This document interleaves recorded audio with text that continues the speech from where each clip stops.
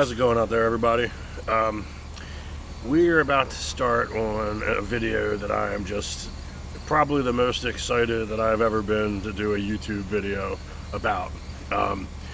It's going to be a studio walkthrough of it's still kind of a temporary studio because my final studio will be set up in the garage, but I gotta do some preparing. So my temporary studio is in the office right now. But we're going to do a walkthrough of it, and I'll show you I got the acoustic kit now, so we'll do a walkthrough of the kit, do a walkthrough of just the studio, what I use to record, all that kind of stuff. And like I said, I'm really excited about doing this because I've been nothing against electronic drums or Roland, or like it was awesome for what I had it for, but for like almost 20 years I've been trying to get back to acoustic drums as a solely all the time thing. And like I would be in the studio in Los Angeles and book time and stuff like that, but it's still not enough, like to be back on the acoustics. It's like I can completely express myself again, and I'm just can't wait to continue writing new material, and just continue that journey with the acoustics. I just can't wait. So without further ado, I figured I'd start out here. We're outside, the new location. It's pretty decent temperature out right now. We're in the beginning of September, and so this video is going to be more current. I'm like, I'm back, but I'm also, you got to remember, I'm also in a band with Adam Hyman. We started Book of Golems, so follow us on YouTube. Right now we've got a cover of Black Sabbath, Behind the Wall of Sleep, from their debut record, their self-titled record. Kick-ass cover. Adam killed it on it. And we've got some originals we're working on right now, but I'll keep you guys informed of that through the Book of Golems Twitter. And I'll still be like mentioning things here, but the main source of information will be Book of Golems, is for Book of Golems. But this video kind of pertains to both Book of Golems and Pharmacide because it's the same studio for both bands. So anyway, without further ado, let's get ready and take a look and see what we got in there, shall we?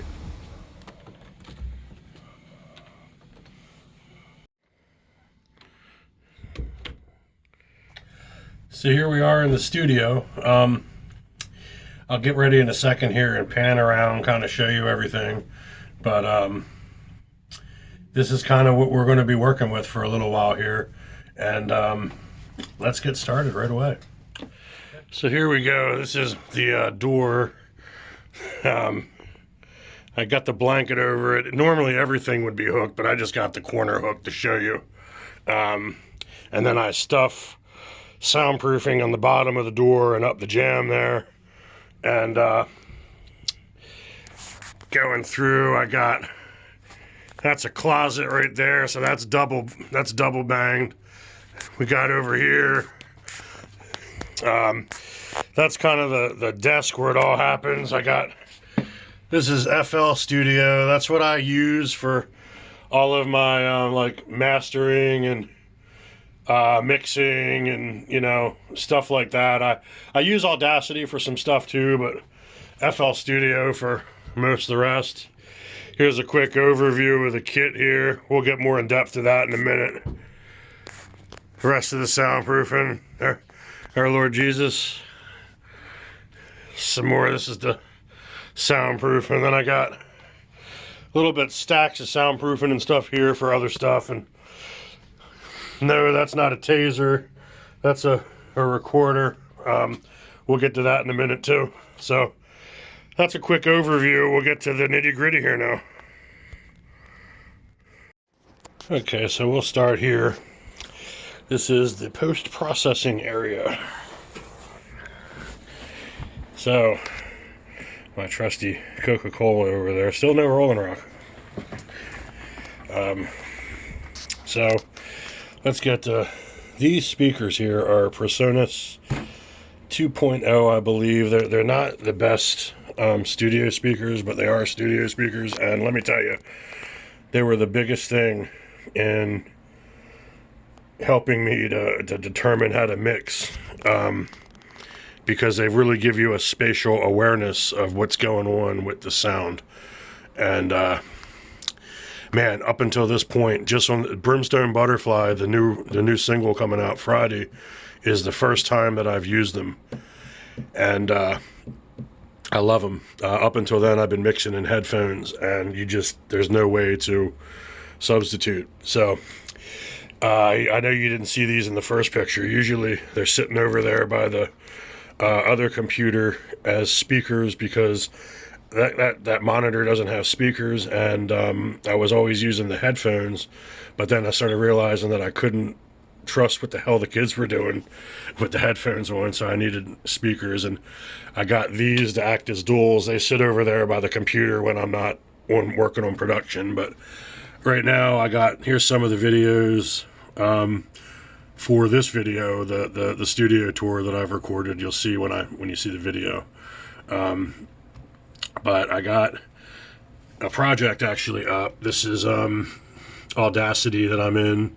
This is, you can see I don't know if you can see that the freaking monitor is busted, but definitely Pharmacide's not a high budget. I intend to get better studio speakers and better sound acoustics and stuff like that eventually, but we got to work with what we got. So what you're actually seeing is some Book of Golems stuff. This is the new Book of Golems song that me and Adam are working on. And I mean, it's only about 2 minutes long right now.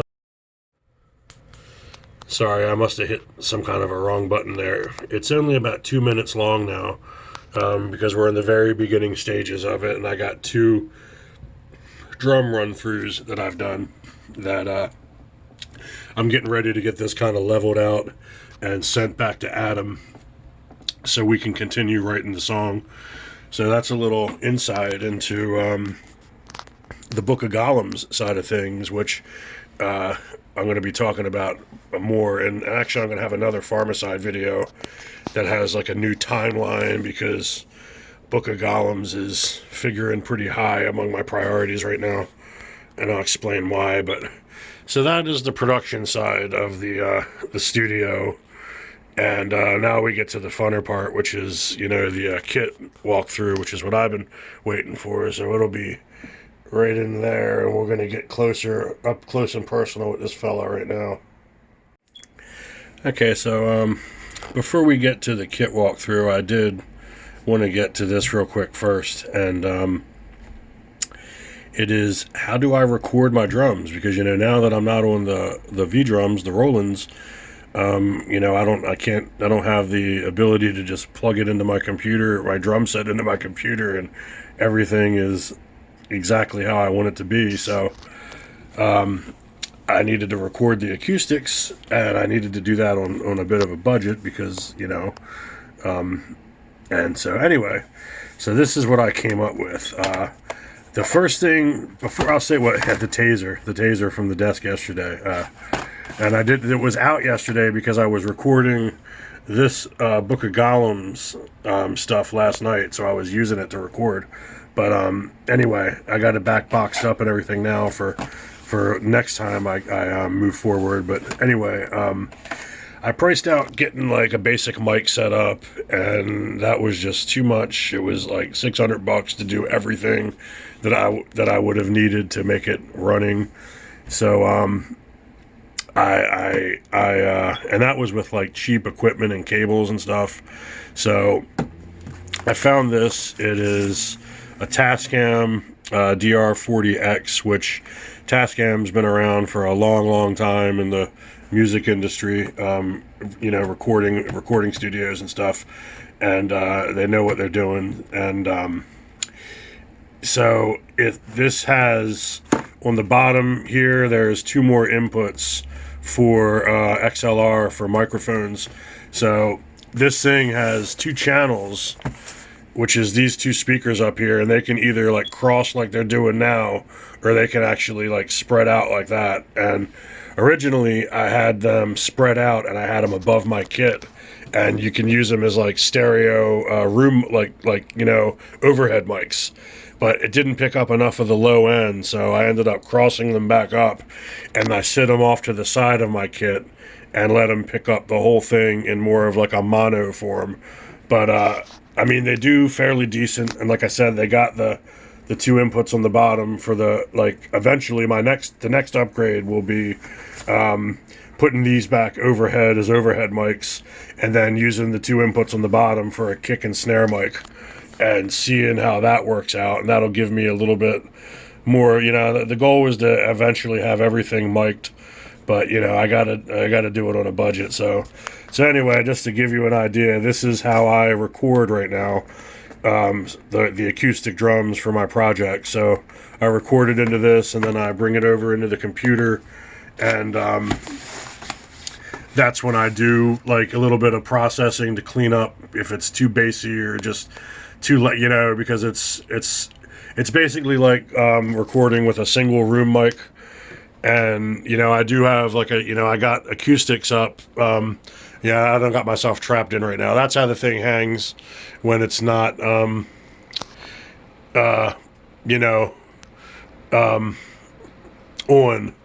So but I mean, there's some decent acoustics in this room, and this mic picks it up pretty good. But again, it needs to be EQ'd, and just different stuff that that a studio does. So anyway, that's how the projects are getting recorded, and that's how they're going to be recorded, at least for the next record or two. Probably I might ask Mrs. Claus for a kick and snare mic for Christmas. We'll see. But anyway, I did it again. I hit some button and it stopped everything. But anyway, I was about to change, so maybe I'll just not put this in there and explain that to you at the beginning of the kit walkthrough portion of the video. Alright, so let's start the kit walkthrough. There's a look at the kitty. That's Sylvester. Kitty extraordinaire. I think he was the first Pharmacide Twitter follower. And a fan that I can't run while I'm recording. These are a couple toms that I used to have when I had my big double bass kit with 2 bass drums and 90,000 toms and cymbals and all that stuff when I was younger. This is just stuff that I have in here.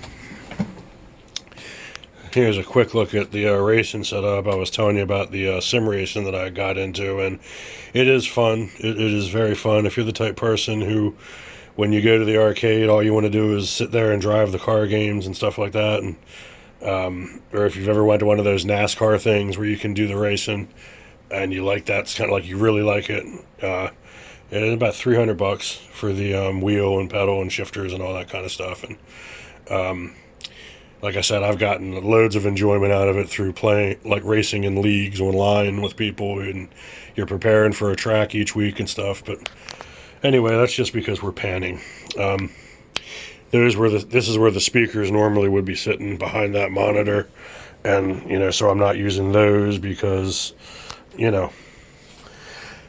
there that's a bag of sticks and brushes and stuff. So start out, I guess we can do an overview of the kit here a little bit.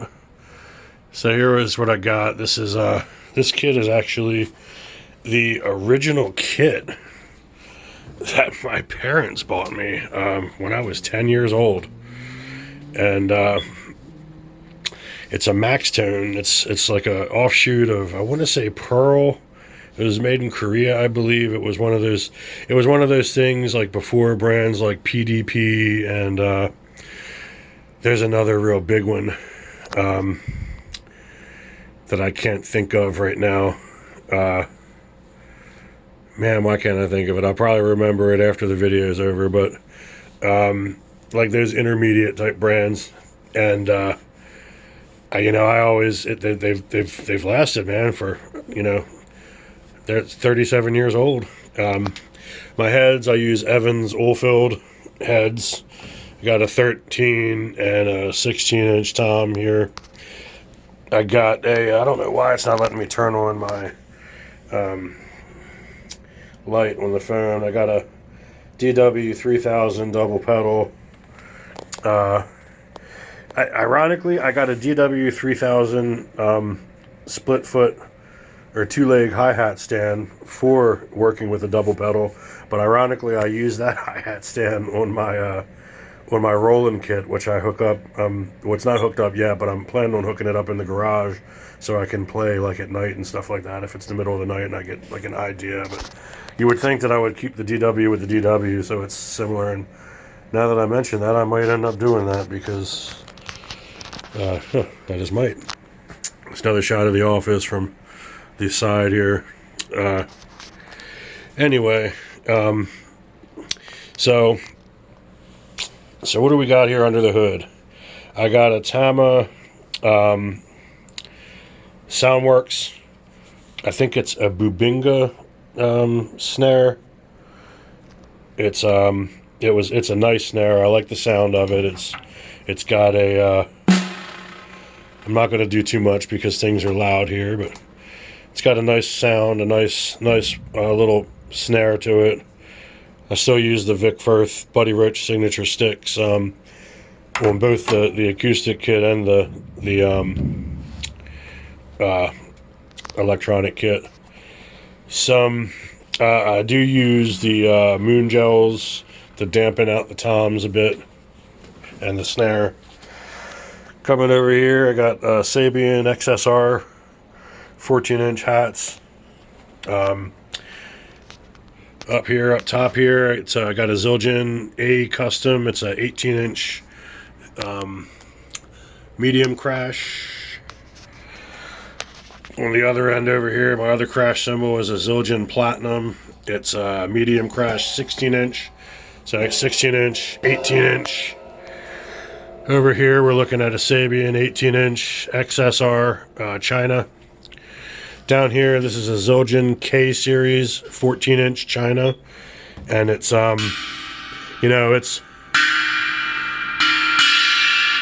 it's kind of bright. So typically, I actually keep that over top of the hi-hat here for accent stuff, but it ended up over here now, and maybe I'll move that too. Over here, we got a Zildjian A Custom 20-inch, or actually not a custom, this is just a regular A 20-inch crash ride. Over here, down here, this actually came, I actually brought this back from my old kit here. I've had this cymbal for 25 some years. This here was my puppy for a long time. It's a Zildjian 24-inch heavy power ride Z series, and not like the new Z series. This was the Z series from the 80s, back when the Z series was the top of the line. It's a beast, man. And so I talked about how I like to have two rides, and not in like the Gene Hoglan sense of having them on either side so you can play crazy shit, but I like them because like this ride, it cuts through real nice. It's great for rock, metal, whatever, because it cuts right in with everything else. But over here, this one, it's got a little wetter of a sound. It's a little bit more, it's a little sloshy. It rings a little bit differently, and I like, well, I'll explain that in a minute, but I did it again. I hit that button again. So down to the final cymbal here, which is the only, I've never owned a Wuhan cymbal before, but I figured I didn't want to spend like $200 to replace, because this actually replaced, I had a Sabian B8 18-inch crash ride that had a big crack in it, and this one actually replaced a Sabian B8 Pro 18-inch China that got turned inside out and I can't get it hammered back the other way.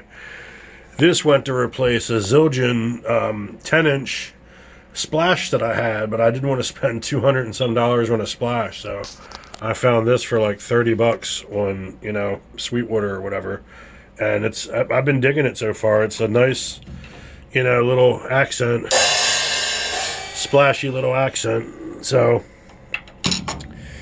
snare head is a Evans G1. I do like Evans heads, man. I've been using them for a long time. I got a fresh set of backup Evans heads over there for when we get ready to start recording the next Book of Golems song for real, and when I record the next Pharmacide EP coming out, which is going to be pretty soon. I'll be changing them actually. Bass drum is a 22 by 16 bass drum. Same thing down here. I got a Evans oil-filled on the bass drum as well, I believe. If it's not an oil-filled, it's a Evans bass drum head, but I thought I got oil-filled on everything when I had changed the heads. These are actually pretty old heads, but they still tune nice and they still sound pretty decent. So I've still been kind of running them out for the time being here, because I want to have fresh heads for the next record recordings that come out, and you know, I want that to have the perfect sound that I can't afford to keep buying new heads every time I make a record. So you know, I'm hoping these sticks last for the next year or two. But anyway, so now we'll get into, I showed you what I got. Now let me explain to you why I got it.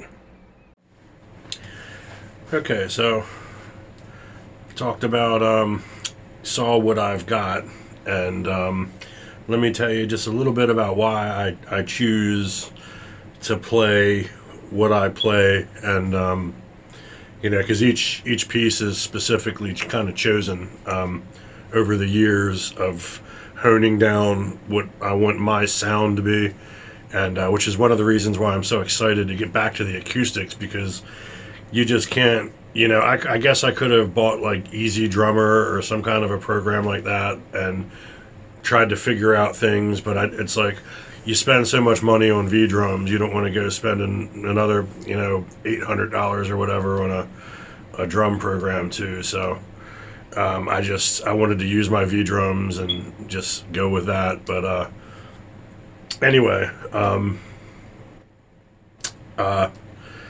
so like I said, you know, I showed you, I used to have like the whole actually at one point I had 5 rack toms, because I had rototoms over top of my left bass drum, and then my, you know, 13, you know, my parents got me the initial 5-piece kit, which one thing I didn't talk about in the kit walkthrough is the resonant heads on this kit right now are actually the original resonant heads. And the reason being is because when I was playing before with it, I used to take the bottom heads off to keep the ring down. Everything back then was to try to keep the ring to a very big minimum, and one of the things that I used to do was remove all the bottom heads.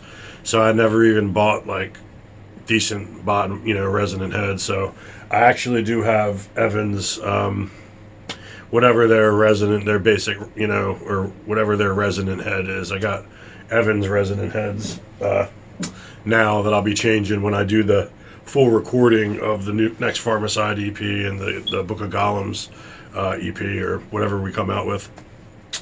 But so that's one thing, and then another thing is I didn't show you that my hi-hat, I use a drop clutch as well, so it closes the hi-hat. I can hit it with a stick and close the hi-hat up for like double bass type stuff with the hi-hat closed.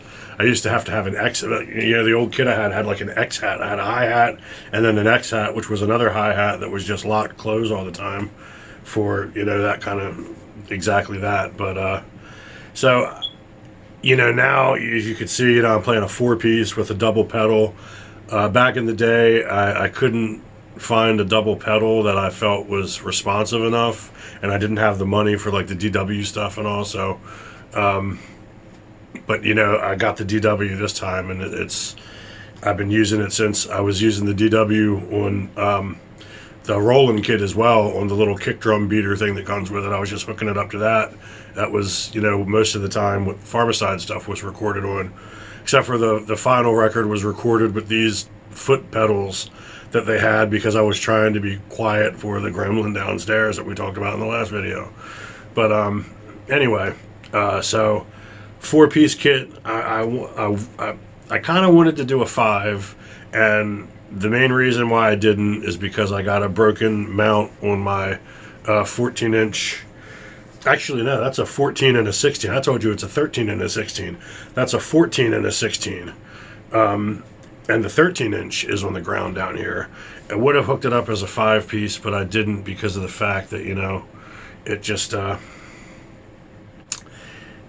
was broken originally. And then I started thinking, you know what, I want to try to start getting more creative with my fills. How do you do that? By removing drums. So I wanted to go with the 4-piece to kind of re-inspire my creativity with fills. As far as the crashes go, you know, a 16 and an 18 is, I guess, pretty basic probably among most people. You get a high and a low. The hats, I actually specifically chose these XSR hats because they're kind of bright, and the tone of my kit is pretty dark. Like a 14-inch rack tom and a 16-inch floor tom is pretty beefy, you know, especially because, like, when I was shopping for, like, looking at new kits and stuff, it's most days now you see like a 10 and a 12 or something on the rack, and it's like, you know, it's a pretty beefy, which really works for it's just works more for my style, and it's going to really work for Book of Golems. Man, the Book of Golems stuff is it's gonna be like bread and butter for this kind of, you know, sound and kit. So, but I do like the hi-hat being the XSR is just kind of brighter, and it accents and offsets it, in my opinion. I do like the A custom crash, the 18-inch that I got over there, and eventually when this 16 breaks, because that 16 is really old. It's a Zildjian Platinum. I don't even think they make Zildjian Platinums anymore. That was like back in the 80s or 90s. But I'll probably replace that with an A custom, you know, 16-inch medium crash.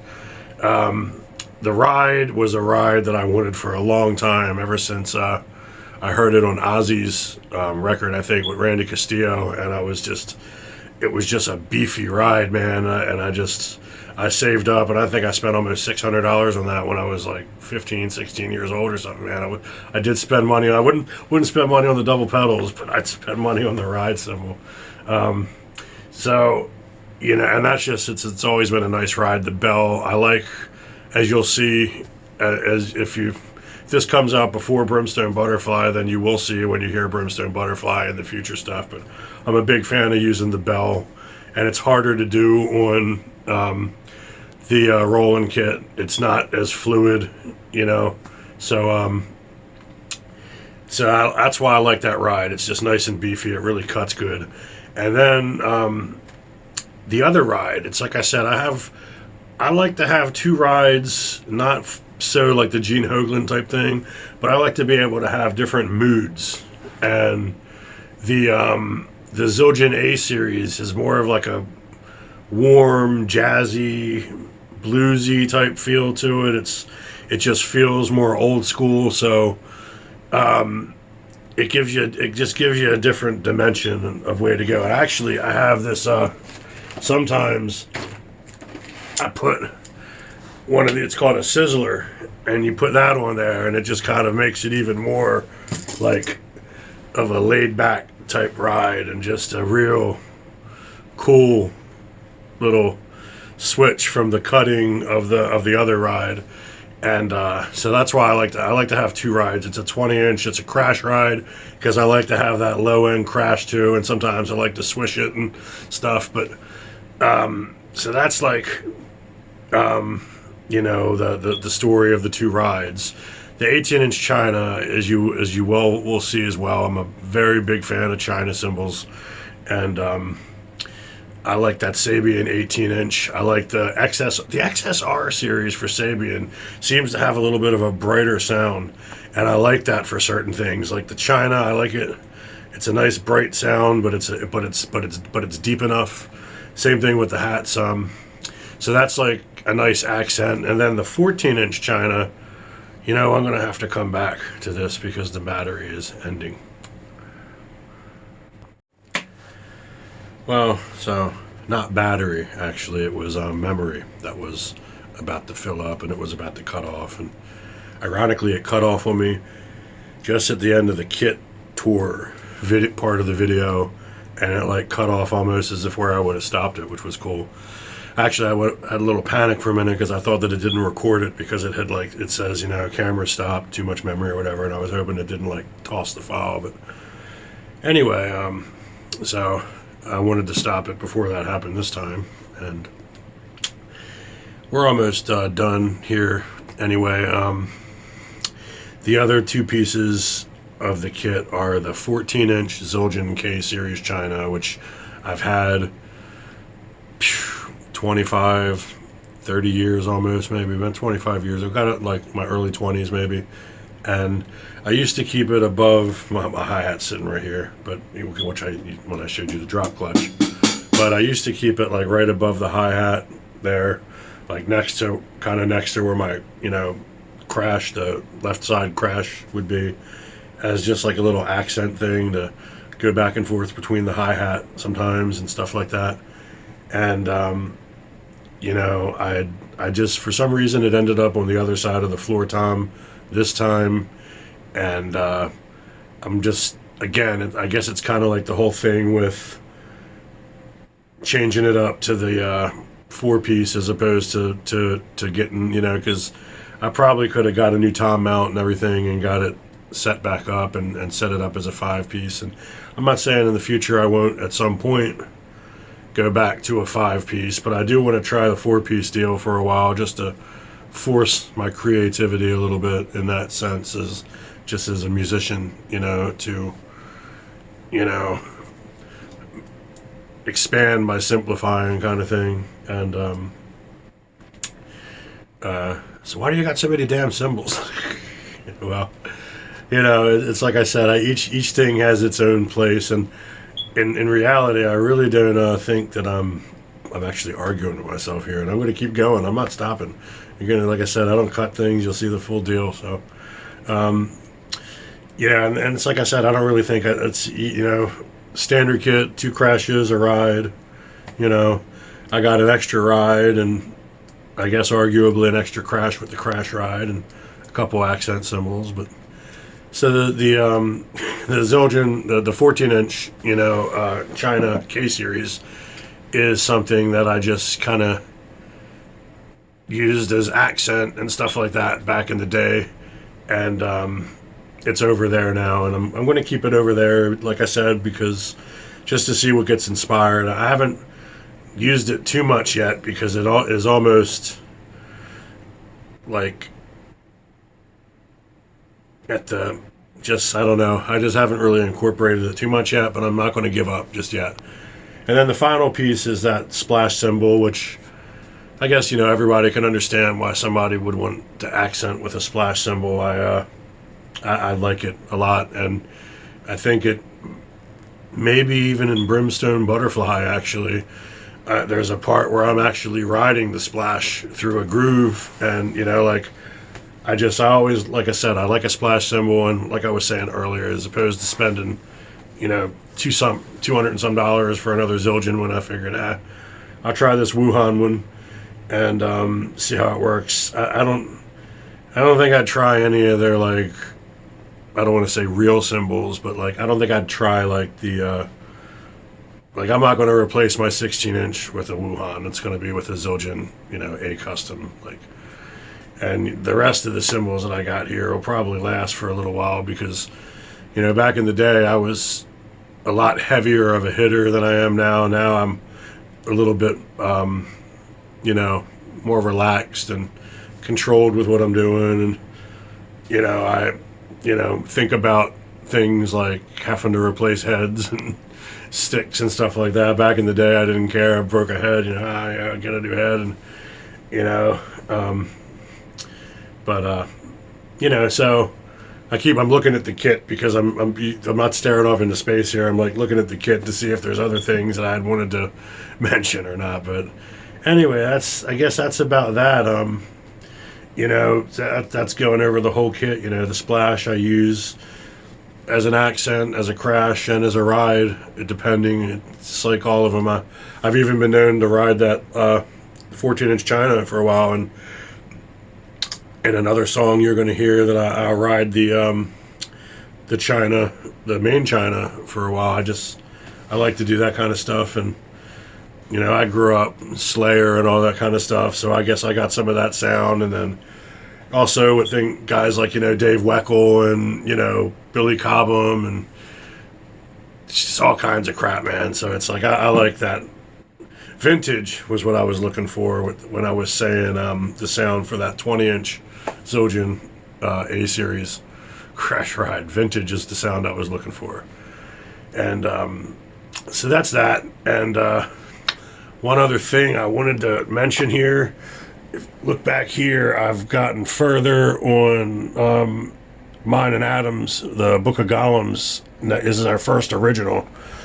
And man, I actually stopped this video earlier so I could go text Adam and say, dude, I'm getting ready to send you over, you know, the next set of files. And, you know, I'm really excited. And man, I am, dude. It's like the thing is I like the Pharmacide stuff. You know, it's like I'm writing all of the.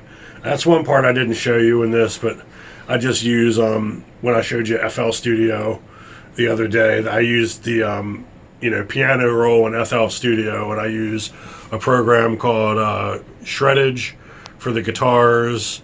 I think they model like ESP guitars. And I use a program called Revolver for the amp sims that I use. And on what I'm currently using on the Brimstone Butterfly and on the new stuff right now are orange amp sims. I'm not sure the exact model number. I'd have to get in there and look at what model it is, but it's like the basic, you know, whatever the pop. I'm not a guitarist, so I don't know what the popular orange head is, but you know, an orange head and an orange cabinet and all. And I forget, it even lets you like pick what mic and stuff you want to use. I'm not sure what mics I'm using on the cabinets and all, and the placement of the mic, but it's like that detailed. So, but that's the stuff that I you know, write the Pharmacide stuff with and create the Pharmacide guitar and bass parts with. But Adam's a human being, you know, so going forward, I'm not going to forget about Pharmacide. I still have a lot I want to do with Pharmacide, but going forward, I'm going to be keeping Book of Golems like in the main spotlight, because me and Adam really have something here, and I can't wait for you guys to hear what we got coming for you. But anyway, I'm going to get ready and sign off. The video has been long enough. I hope you enjoyed the studio tour, and I'll catch you guys next time. Keep it metal. Pharmacide, Book of Golems. Look for us to come, man. Book of Golems. We're coming, man, and we're it's burning. I can't wait for you guys to be able to hear some more of this stuff. But if not, check out our cover of Behind the Wall of Sleep. Check out mine and Dennis's mine and Dennis's song, Attack. Almost let some cats out of the bag. Die You Sucker, me and Dennis from This Side of Anarchy collaboration, and then Pharmacide, Brimstone Butterfly. Keep it metal, everybody.